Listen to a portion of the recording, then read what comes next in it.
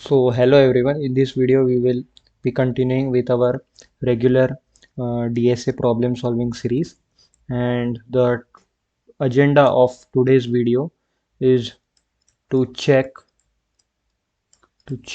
if a given number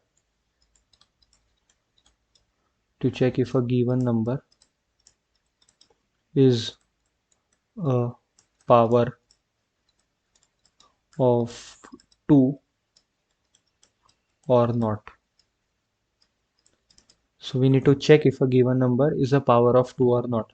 So if the number is 4, then output should be true. If the number is 12, then output should be false. If the number is 14, output should be false. If the number is, let's suppose, say 16, output should be true.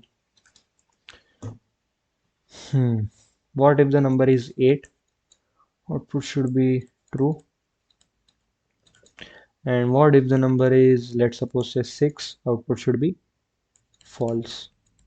It should be not a multiple of 2 but a power of 2. Okay, it should be a power of 2. So the problem might seem tricky, but it's really quite easy. So let me tell you how. Let's take number 4. How is number 4 represented? 100. Okay, let's take, say, number 8. How is number 8 represented? So 1000. What about 16? 16 is represented as what? Okay, 1 4 times 0, right?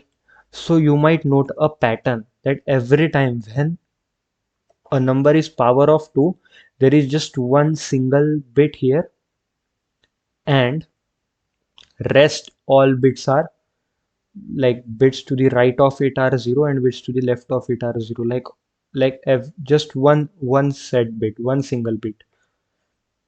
So how to determine if a number is power of 2? It's quite simple. You might find this logic very interesting. What if, like, I do 4 and 3? So 0 1 0 0 and with 0 0 1 1.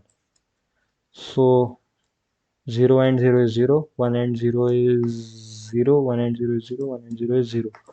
So this is what? 0. What if I do, let's say, 8? So 1000 and with what you can say, 7. So what is 7? 7 is 0111. So 0000. 8 and with 7 actually. So 0. Acha, but what if I take 12? So 12 and with 11. Okay. So what is 12? 12 is, let's say, 0. Okay. So 1 1 0 0. This is 12 and with 11. So 1 0 1 1. This is 11. Perfect. So 1 and 0 is 1 and 1 is 1. 1 and 0 is 0 0 0. So this is not 0. So any number n and with n minus 1, any number n and with n minus 1, if is equal to 0, then number n is power of 2. As simple as that. So I hope the logic is quite clear. The logic is quite simple. Now let's just dive into the coding part. I think I have already coded this. Oh yes, I have. So enter a number.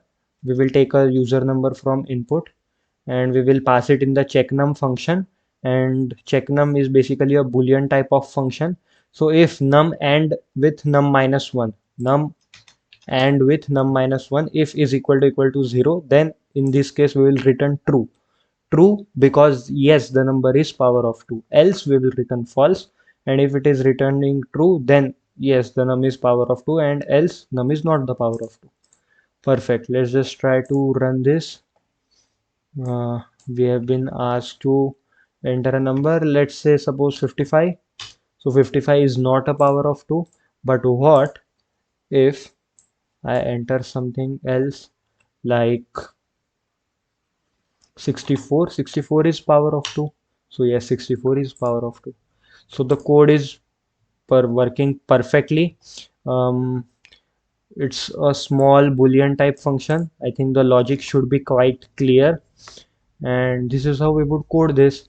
So the problem is quite simple. I hope you have understood the logic. I request you to please try to code this on your own once again. Start